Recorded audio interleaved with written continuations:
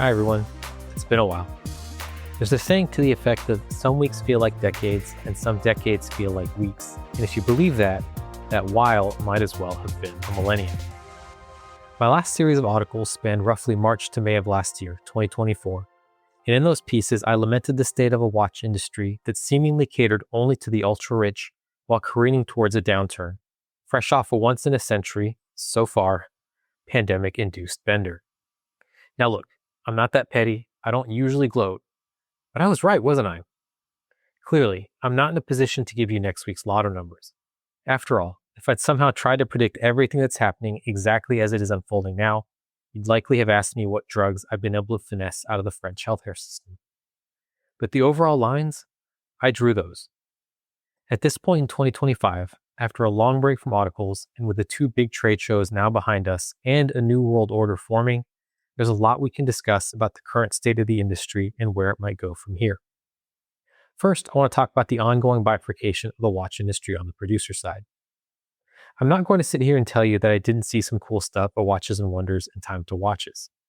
When I see things like an ultra-complicated Vacheron Constantin or a gold JLC with a Milanese bracelet, my lizard brain goes nuts.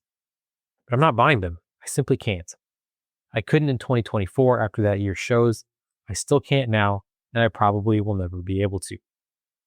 A bit lower down the luxury pyramid, Panerai showed off some nice watches, and IWC unveiled a 35mm Ingenieur, which perhaps flew a little under the radar, but is my pick for what I'd most likely buy, if it didn't cost over 11,000 euros. Further down still, the usual suspects Nomos, Tudor, and their peers unveiled more down-to-earth watches relative to the usual standards.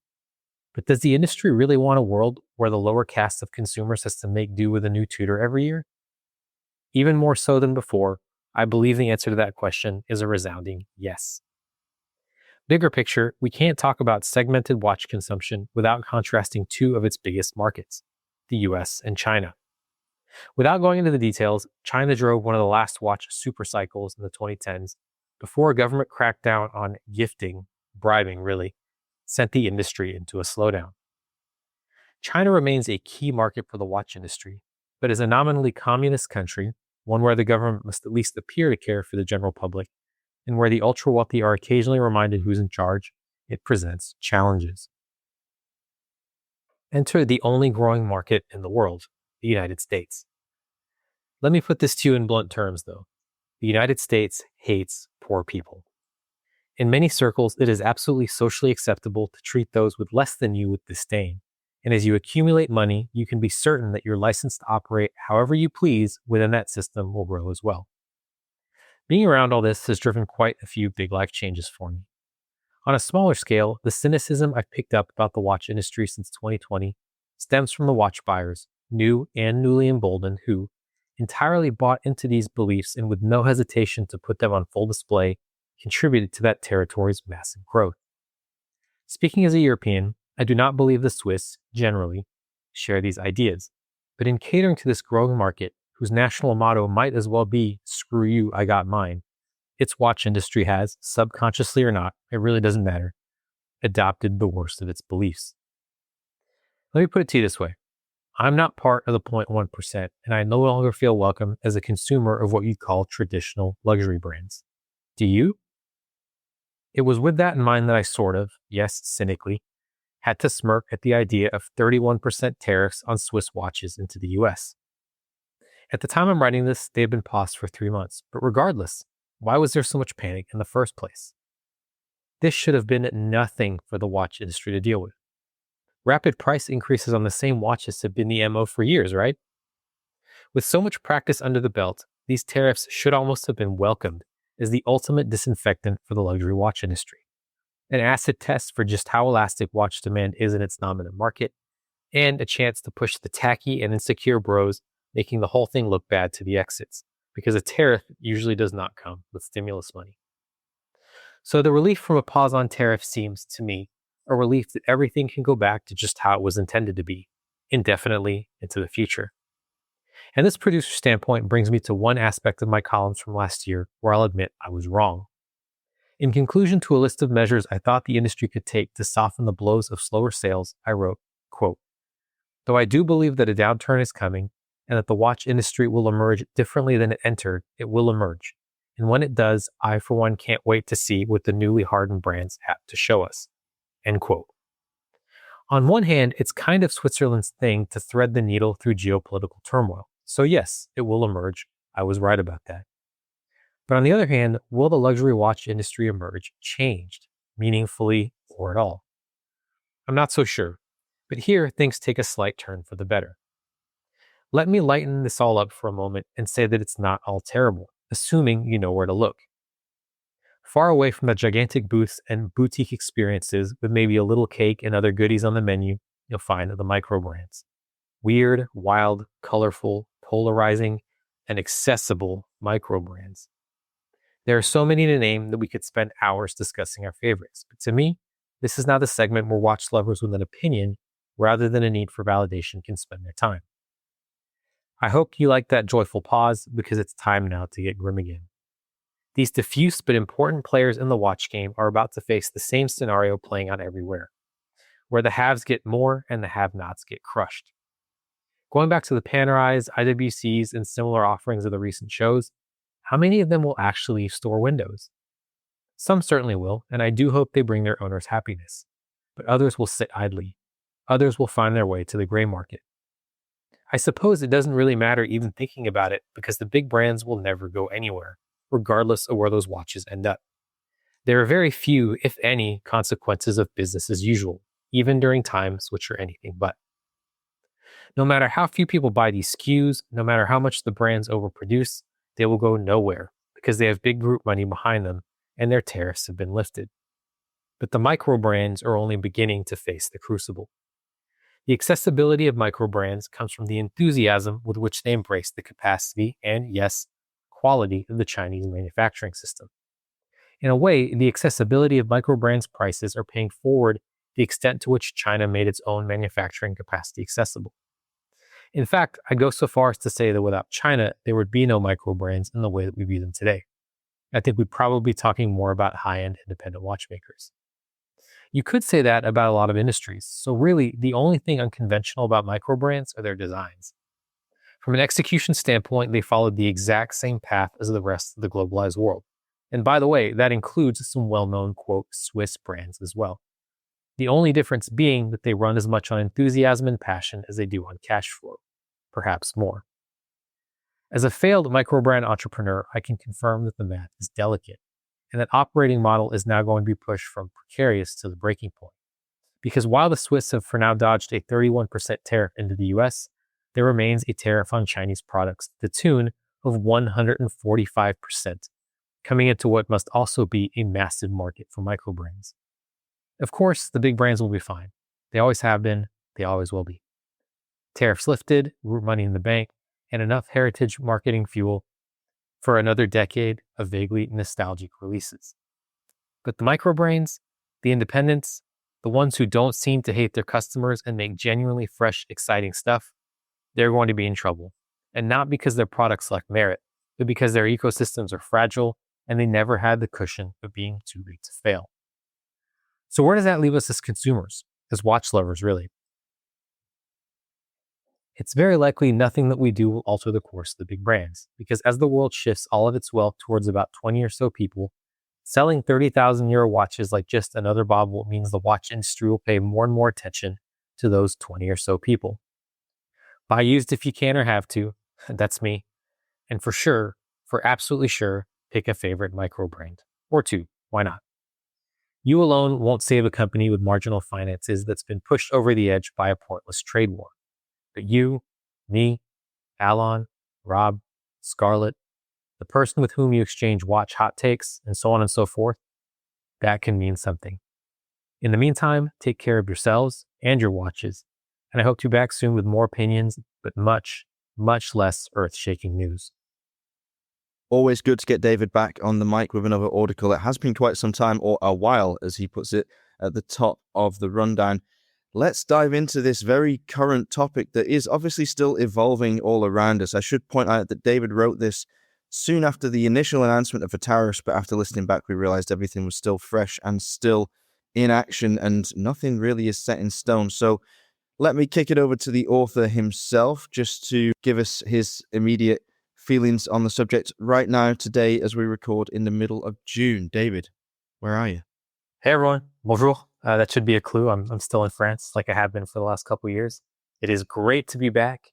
And to everyone who listens, if you're used to these, then you know what you're in for. But if you haven't listened to one of these articles before, get a nice soothing cup of tea. Maybe do some breathing exercises because we're going to get controversial today. We certainly are, or at least we imagine that we will, because it's a topic that is far-reaching and it could go in many different directions. I made some notes as I was listening through the article myself. A really interesting position to have taken and some great things to have thrown out there. Alon, can we get your initial feedback on the write-up? Thank you, David. That was fun. Not only did we miss the articles, but our community did definitely so. They've been repeatedly asking for articles. So your wish is our command, dear listeners. Keep the feedback coming.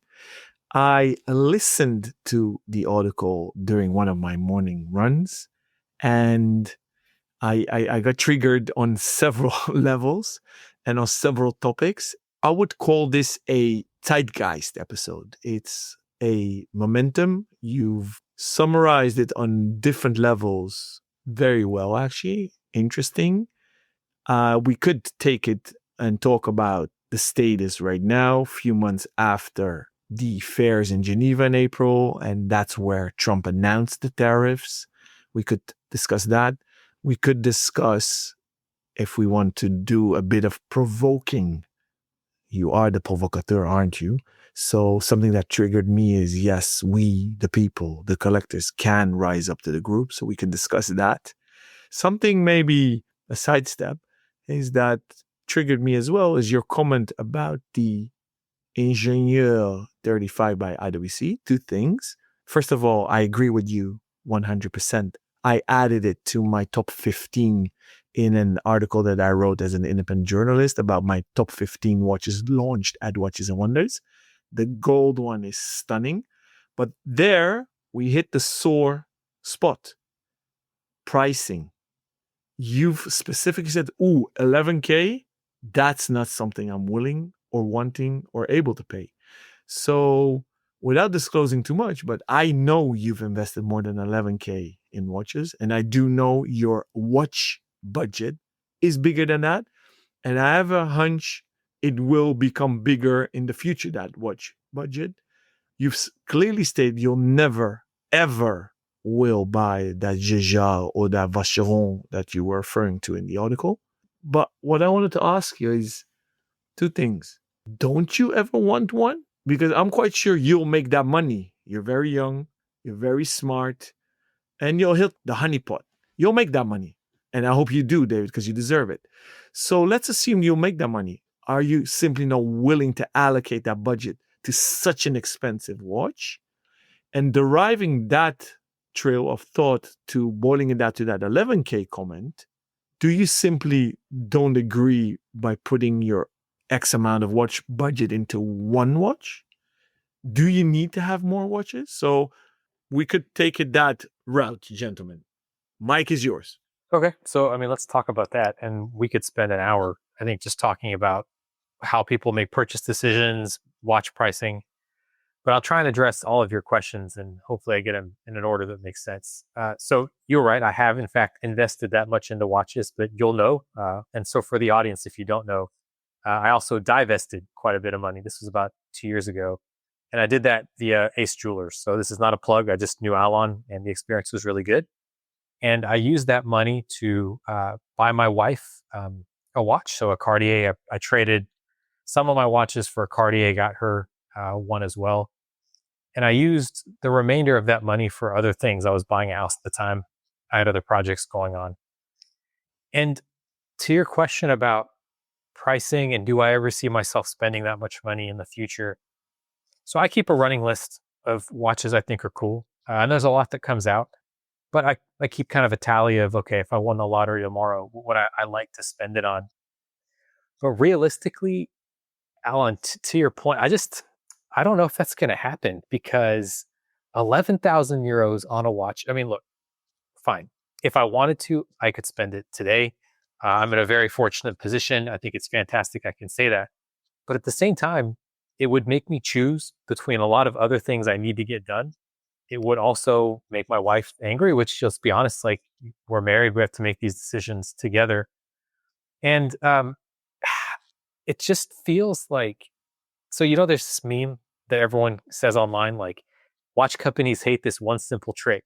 Well, when you wear the watches that you have, it seems unnecessary to buy more. And I think that is why I feel so alienated as a watch customer, because I've realized that, call it 9 out of 10 new watch announcements I see are for things that I will never practically be able to afford. And the watch industry seems to be basing its thesis on everyone just being able to drop 10,000 for an IWC, 15,000 for a Panerai. And as good as those watches are, because I pick on the usual suspects, but they make great products. It just seems like I'm an average consumer for watches, but I am not an average consumer. And that has been completely neglected. And that strategy has carried on. And so, yeah, when they get hit with a 30% tariff at the time when this happened back in May, they panic because they have nothing else to fall back on. So those are my thoughts for now. What do you both think? I found that topic quite interesting that you raised, that these tariffs could have been exactly what the watch industry maybe needed for a reset, because you were saying, like, escalating prices, that's happened ad nauseum over the last 5 years. We've seen mainstream brands accelerate away from any kind of realistic accessibility for, okay, obviously it's never going to be the majority of the public, but a huge swath of willing watch buyers have been cut out by the fact that, for example, an Omega Speedmaster now costs more like 8,000 rather than more like 4,000. That's a huge jump. It's a real world jump. It's not in line with inflation. It's something that was stimulated, one would imagine, by the intense rush of interest in watchmaking during COVID, which has now obviously waned, because a lot of people that took a passing interest in it or saw it as an investment opportunity during those days have peeled off and gone on to their next new hobby.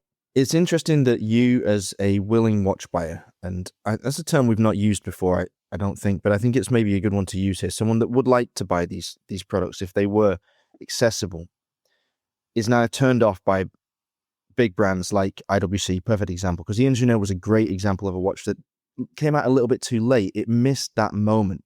It missed that period of time where it could have shifted unit after unit for 11K during COVID, because people would have been looking for something that wasn't a Chapek Antarctique or a Royal Oak or a Nautilus, something that was in the same vein but available. Those brands now are not something that you would be interested in investing that much money in.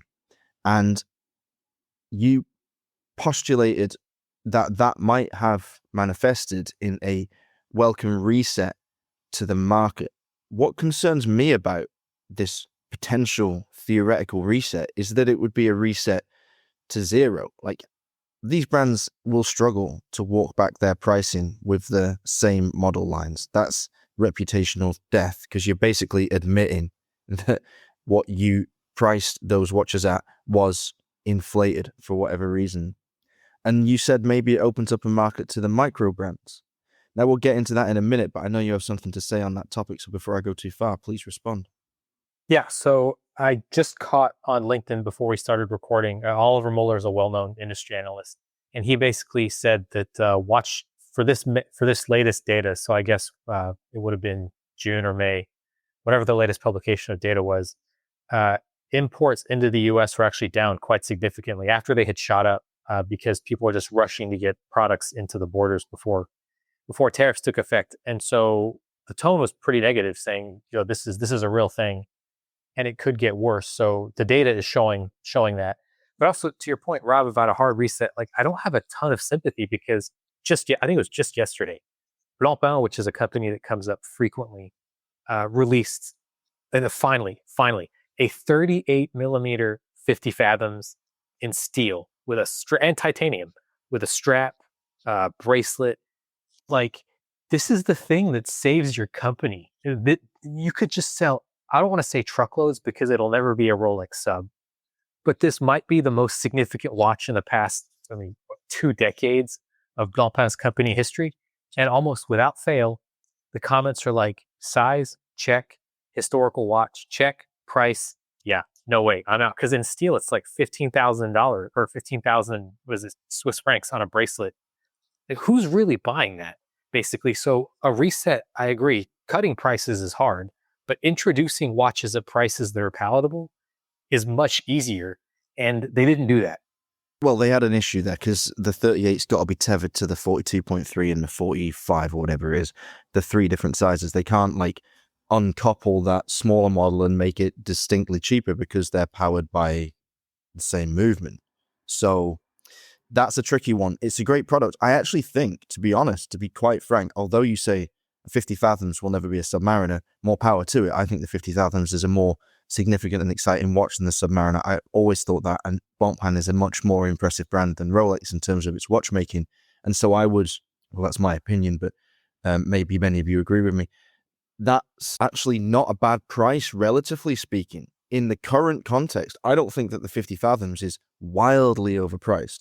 I think the Ingenieur, when it came out, was pretty wildly overpriced. I think the 50 Fathoms, because of Blancpain's cachet, has always occupied a surprisingly attainable point for a maker that is right up there, as we spoke about the other day, with Breguet in the Swatch Group hierarchy. I love this. We can take it anywhere we want. We can discuss anything we want. There's so many things going to my mind. So Blancpain, we've discussed them a lot.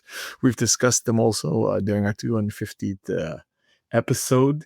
My question to you, gents, isn't the 35 too late? Why didn't they do it earlier? Why didn't they listen to the market? Do you mean the 38? Yes, sorry, the smaller cases. They've been asking for them for donkey years. Isn't it too late though? Didn't they miss the boat? Shouldn't have not done it before the Blancpain Swatch collabs? And on topic of pricing, David, I agree with you. Who buys them? I don't know. I hardly see them on wrists. But hasn't Blancpain always been on the high side of things ever since Jean-Claude Biver revived it? And isn't that the raison d'être of the brand? I'll let David respond to that directly, but that's kind of what I was driving at. I think for Blancpain, that's a pretty decent entry point, as it were, for a 50 Fathoms. To your comment on the sizing and whether a little bit late to the party, that's an interesting one. So I don't think you're ever too late to produce a good watch that people will want to buy. Now, I'm a relatively slim-wristed guy. Most people in the world are, actually. So it's the modal average, 16.5 centimeters. It's not shockingly slim. It's not large or robust in any way. It's a flat-sided wrist, so it can carry a larger watch than many 16.5 centimeter wrists can. But I ask myself, do I need a 38 millimeter Blancpain 50 Fathoms? Is the point of the Blancpain 50 Fathoms not to be bigger rather than smaller?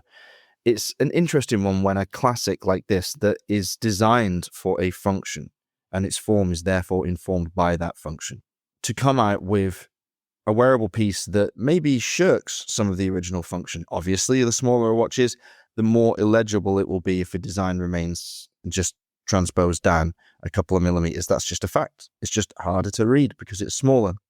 Is that a good thing? I don't know. If people want to buy into the 50 Fathoms legend, that's great, and I'm happy that they can do that, and I'm happy that they can wear it. But I would still probably take the 42.3. Now, I was listening to an episode of Open Work, the podcast from Gabe and Asher from Collective Horology over in California. If you don't listen to it, add it to your list. It's a great show. It's one of the very best watchmaking podcasts, one of the few that I listen to in addition to the real-time show, obviously. And they were talking about perceptions in the industry, myths maybe, and the reality that they encounter on a daily basis as traders of luxury watches. And one of the things that they talked about was the size of watches. Now, for the last, I don't know, maybe a decade almost now, people have been saying, oh, everybody wants smaller watches. The industry is reverting to classical diameters. Now, there's a truth to that in a sense, that there was a dearth of small watches being made by major brands for a long time. And there was a very vocal group of people that was perceived to be a majority shouting for smaller diameters.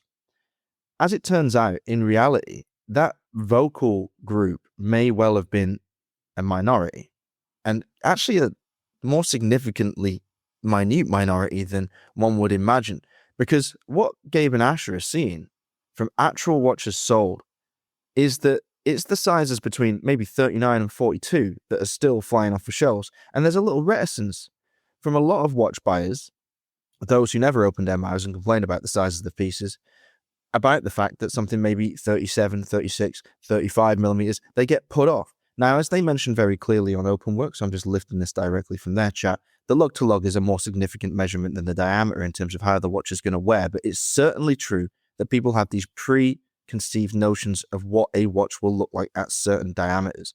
38 millimeters is not the kind of size you'd imagine a diver to be, certainly not a diver with a broad bezel like the 50 Fathoms. Do I think it's a gorgeous piece? Yes. Do I think they've done the reduction in size very well? Yes, I do. Do I think they've missed the boat?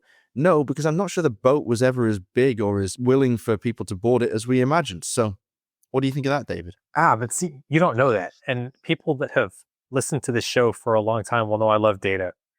And sometimes one of my hot takes about the watch community is that they'll say, oh, companies should do this, companies should do that. And this is to your point, Rob. But the facts absolutely will say otherwise. So classic take is the Tudor Black Bay is too thick. Okay, fine. But they still sell truckloads of them. Yeah, but what if it was thinner? You don't know that. Well, but but this gets to, so you're right. But at the same time, this is one of those things where I don't think you're really going to know until you try. And if we take this back to the 50 Fathoms, people for years have been asking for, because it was 45 millimeters at some point. The original was like 42, I think. So the historical size, I looked this up, I think was around 42 millimeters. And how are you going to know if a 38 doesn't sell well? But the trouble is, they're introducing this script. So the situation basically is they're introducing this now several years past the crazy peak that we had. They're doing so as a brand that doesn't have a ton of name recognition. I mean, when was the last time Blancpain was name checked in the popular culture? And they're doing this at a price that's 50% more expensive than a Submariner. And most people, I think, if they're getting a diver, unless they're part of that 0.0001% for whom it's like buying a cup of coffee, they're just not going to go for that. Yeah, but take Rolex out of the equation, which we should in many cases, because Rolex is barely a watch brand. It's a phenomenon. It's its own thing. It stands on its own 2 feet. It's a different kettle of fish entirely. Take that out for a minute. You're right that, okay, Blancpain doesn't have much recognition on the street. If you ask someone to name the top 3 watch brands, I would almost be happy to wager my house or watch collection on the fact that not even 1 in 100 people would mention it as their top 3 watch brands, because it just isn't in people's consciousness in the way that Rolex, Omega, Longines, Tudor, Hamilton, Tissot even are. Okay, I get that. I agree with that. So what we know is Blancpain is pitching to that 0.0001%. And they always have been. And they likely always will be unless they suddenly become like Drake's choice of watch or something. I don't know. You say, I don't know that a 38 millimeter won't sell. Well, nobody knows anything. I don't know that a 31 millimeter 50 Fathoms won't sell, but I can assess the market and the demands thereof and the realities that Asher and Gabe were talking about and say it's likely that this won't do as well as you think it should. Now, do I think it's a bad branding move to have a 38 millimeter 1.50 Fathoms? No, I do not. I think it's fantastic. I think it's great news. I think it scratches the itch. I think it gets people off their back. It stops that conversation of, oh, if only with 38 millimeters. Now we'll see if people will put their money where their mouths are. Because if you've got someone going, oh, I love the 50 Fathoms, I'd love to buy it, but they don't want to get at least the 42.3, which was previously the smallest version available, now they've got an option. And if they don't buy it, Blancpain knows. And at least this isn't going to cost Blancpain a huge amount of money, right? It's not like crazy research and development. It's not groundbreaking. It's not an innovation. It was timely, perhaps, a year or 2 after what would have been a great time to drop it, but it's still current enough. We'll find out, but to say, oh, you don't know if that's going to work is just like saying, well, you can't do anything unless you know. You can't know until after the fact. You can't placebo a release. It's like, it's genuinely impossible to do the same release into the same market, targeting the same demographic twice in 2 different ways. You just have to analyze the data that's available to you and also read it with your market feeling and then just go for it. And we'll see, won't we? David, I have a business idea for you. Since you love data so much, I hate in the watch industry, I wanted to say how opaque everything is, but it's not even opaque. They're murky waters. It's so untransparent that out of this frustration, more than a decade ago, I co-founded watchbase.com because I simply wanted an anchored independent database. And that came out of the need. What is manufactured, what isn't, and that wasn't even that relevant. I wanted to know what calibers were in watches and what base caliber was used because it was so opaque. Now, we started with pricing, but we hit several brick walls because you don't simply can't get that data. Even aggregating was a problem. So we just worked with RRP. So those are uploaded with SKUs. At a certain point, we would have auction results, which are rather factual. You know what the price was with a premium. We would list them. So you'd have two graphs on every SKU. And then we let it go. And then obviously you had Chrono24, which tried to do an index, and they had Chronolytics, which was a spin-off company. I don't know if it still exists, but they have a kind of an index with pricing. The problem is Chrono24 has, I guess, 80% of the data. Not everything is sold on Chrono24. Definitely the publicly listed ads of the watches on there are the going rates. So you can't derive an actual factual pricing model from that. Chrono24 has data if a watch is paid through their platform, but not everything is paid through them. And we as dealers do a lot of lead generation through Chrono24, but they come into store or our e-boutique. So Chrono24 is there, but definitely not up there. Then, of course, eBay has a lot of data. And the third one that is kinda objective, and I say kinda, is watch charts. They don't have their own data. They don't have proprietary data. Just scrape listings. And if I'm not mistaken, and guys correct me if I'm wrong, the majority of the scraping is obviously eBay. They probably do Reddit. I don't know if they have access to Chrono24, but they technically can scrape it off the web. They don't have obviously access to their backlogs. So what popped into my mind now, dear David, I was actively involved with a startup that was called Alpha Star, which was sentiment analysis, meaning aggregate as much as possible data, mostly obviously the social media platforms, around stocks on the stock exchange, and then later for DeFi, so cryptocurrencies, etc. And then with this sentiment, predict what course will do. So my business idea to you, dear David, is why don't you do, and I know you create a lot of bots using AI generated and LLM data, why don't you start a sentiment analysis on this? Because we might state, yeah, people like the smaller case Blancpains, but how many actual comments do you analyze? I mean, if N is 32 for the minimum to run statistics in the academia, then who does this actually? So either you, David, or one of our dear listeners, please let me know if you run with this idea. I'm very curious to hear if it works. Well, this goes to the heart of something I wanted to ask you to, because on one hand, like these product launches, Rob, I know you said it probably didn't cost marginally that much, but it costs something. And to develop these watches, to market them, someone's got to be looking at this. But what I wanted to ask you both, and I think this was something that was in my mind as I was writing the article, was the tariffs were announced basically day 2 of the last big watch shows, and you were both there on site. So do you have any commentary on what the mood was at this show, pre and post tariff announcement, and then maybe compare that to what you were feeling last year? Because what we're having is a replay. As far as I remember, we're replaying a lot of the high points, which says to me that even though the world has changed a lot in a year, the watch industry really hasn't changed course. I will answer that. I just wanted to add something that I've remembered just now when I muted my mic is I was the first in the world to retail IWC, and therefore the older Richemont brands that we were authorized dealers for, and then Swatch Group, and then LVMH brands, and then the independents like Breitling, etc. I did a lot of keynote speeches within Richemont internally to their teams and all the brands in London and Geneva. And one time they took me to the Lions Den, the tech Lions Den. And I'm talking about 2007-8, which was very interesting. They were triangulating what gray markets are doing to compete discounts and gray markets. So that was interesting. So they were looking at supply, pricing, and they try to see what actually sells to monitor, should we reduce or raise supply on their end, and close dealers that supply the gray markets. So just to close off that topic, to answer your last question, for me it was crystal clear. We were there, Rob and I, the day before the fair started. Good sentiment.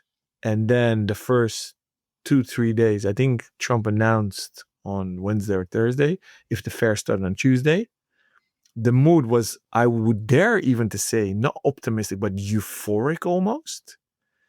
And then the tariffs was announced and everybody was in a mourning mood. So as if somebody died. It's literally as if a chocolate souffle came out of the oven, wasn't prepared well, and deflated like a balloon losing all its helium. What did you think, Rob? Yeah, I think deflation is definitely the word. It really took the wind out of everybody's sails or the air out of their souffle. That's a nice analogy. It looks, in my mind, it just is a perfect corollary to people's moods and the questions that were raised, the uncertainty. To throw this into the mix, into an industry that is still, to be honest, recovering from a lot of the backlogs built up through COVID, manufacturing issues, the way that many brands pivoted their strategy, tried to internalize a lot of manufacture when it looked like they could sell snow to a snowman, and now they're struggling to sell a luxury watch to a luxury watch collector. It was devastating and it was scary and it's existential for many, many brands. Now, the big brands here, they're not going to suffer in the same way as smaller brands. And I think this is a great segue in a moment for us to turn our attention towards the micro brand potential that David referenced in the article, because this for me is the biggest topic. Like, there's a price point where even a 31% tariff, which now we're not looking at the moment, like most of the tariff news I hear that is concerning people is 10% on EU products. There is this question about 50% tariff on steel and whether or not that applies to watch cases, although with practical experience that I've had thus far in shipping these things to the States, that hasn't actually been picked up on by border agents. So maybe that's not as devastating as we thought it might be. But let's say even with the highest tariffs that were ever announced for Europe, 31%, there's a price point where that doesn't manifest in a huge real world difference. So let's take anything from 1,000 euros and below. So that's 310 euros on top of a 1,000 euro watch. It's not chump change. It's still 31%. It's 31% whether it's 1,000 euros or 100,000 euros. But in practical terms, it may not be the decision between buying that watch and not buying it. For a 10 grand Submariner, that's another 3,000. That's it's a car, a second-hand car, in England at least. And that's real money. The 310 euros or something, let's take a brand that's really skyrocketing at the minute, one that's doing exceptionally well, Denison. Their watch is around £700, right? So you're talking about £217 on top. Now that pushes it up close to £1,000, but it's still under £1,000. And it's still a great watch for the money. So will this be an opportunity for them to make hay? I would say, yeah, there's potential for small brands to make hay, but there's 2 points that I want to touch on, and I'd like your responses on it. One, a lot of brands that are in that price bracket aren't doing a huge amount that is interesting. In fact, the vast majority aren't doing much that will stimulate the minds of watch collectors like us, like advanced collectors that have been in the industry for a long time, that expect a great deal of complexity or excellent design, and maybe the latter is something we could hope for from these brackets, but they're going to have to push even harder than they have been pushing already to create that storm of interest around them. And the second thing is for micro brands that are striving to do something special. Let's take 3 examples of smaller independents in this kind of micro competitive sphere, and then one other like legacy brand that has a different problem to countenance. Let's take Anodyne, Arcanaut, and Schofield. Okay, 3 brands that have existed for 10 plus years.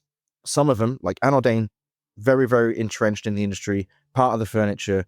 It's going to exist for generations. Schofield, more of a one-man show. It's all about Giles and Giles's designs and his genius.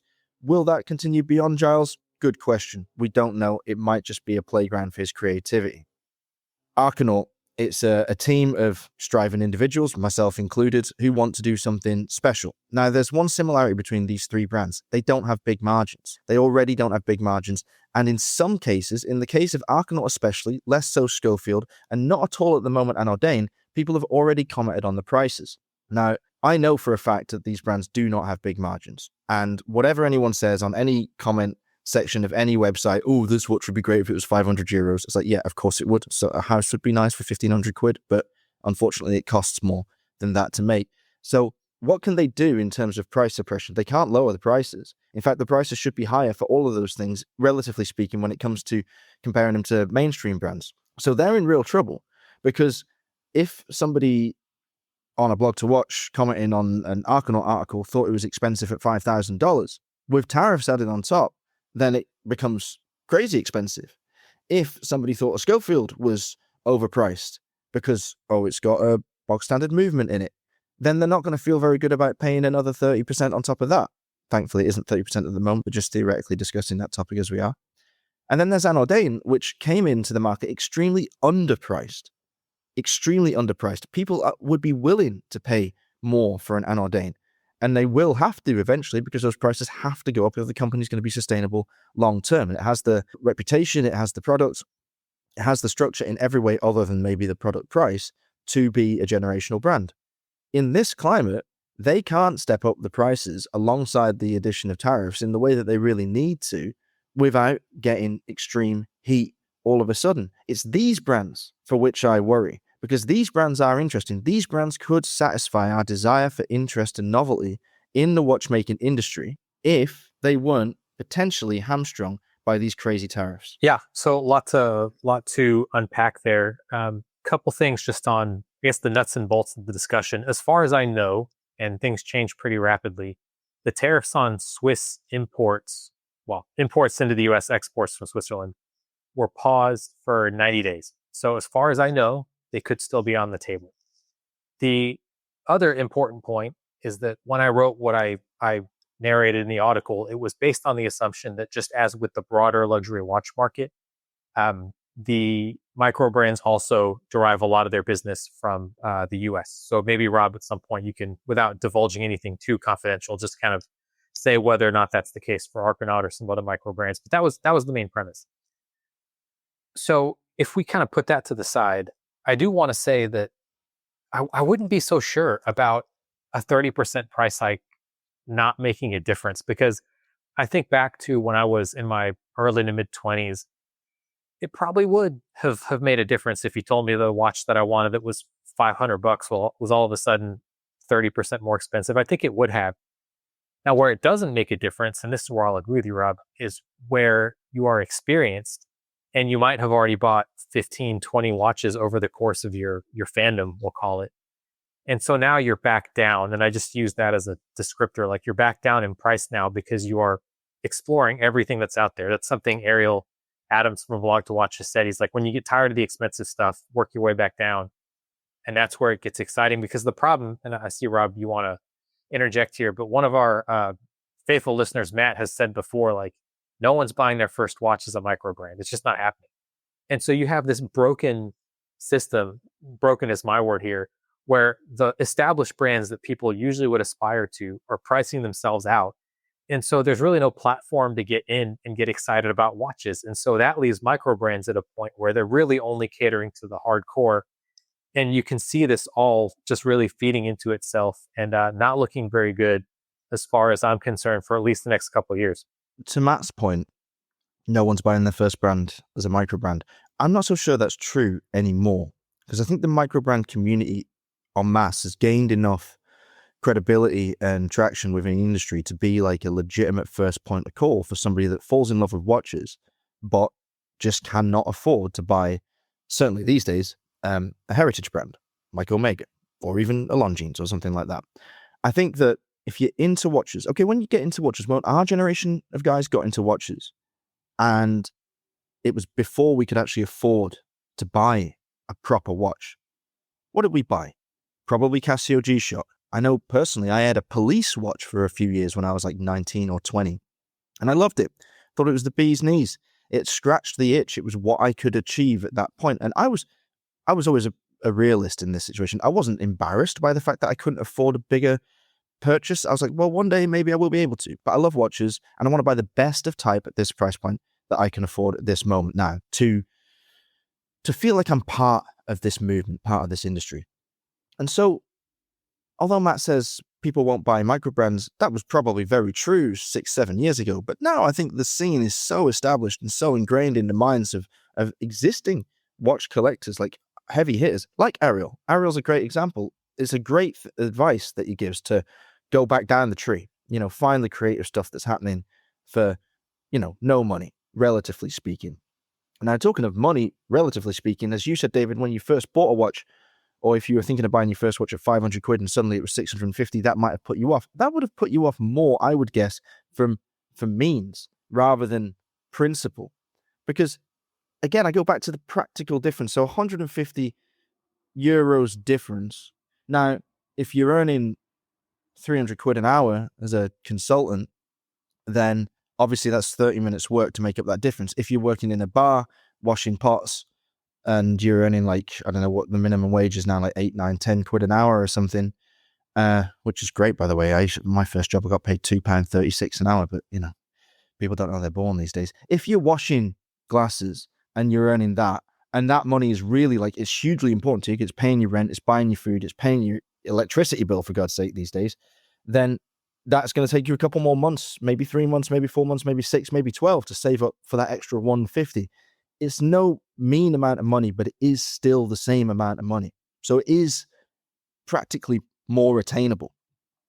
Last thing, you asked me without divulging too much. I'll happily divulge anything. This is the real-time show, for goodness sake. And, when it comes to Arcanauts operations in the States, they make up a huge number of our purchases. Most of our watches go to either the US or the Middle East. That's the God's honest truth. And I would say that probably about 40% to the US, probably about 35, 36% to the Middle East, and then the rest to Europe, Oceania, Asia, etc., etc. But very, very, very, very, very important for us is the US market. Every single brand you speak to says the US market is the most important because they're the most willing to take a chance on something new. Amen. And I wanted to say I'm 100% with you, Rob. Matt, thank you. But these days are gone indeed. As a retailer, I see it every day. It changed. The market evolved. Consumers evolved. The millennials, Gen Z, even Gen Alpha coming up. And we can have a discussion about micro brands or the indies or the lesser known brands, or let's call them the group brands or the Omegas of this world. But it's not a gateway drug. You don't need to start with a Rolex or Omega, and if you don't have the means with the famous criminals, so the Tissots of this world, and I don't know what, you see it happening. So I agree with you. The world has changed, the market has changed, consumer behavior has changed, and something else, and we don't need to address it now because we're running out of time, but maybe for a future episode, David, what triggered me in the Audicle was as well that you said they'll be here forever. You know what, mate? They won't be here forever.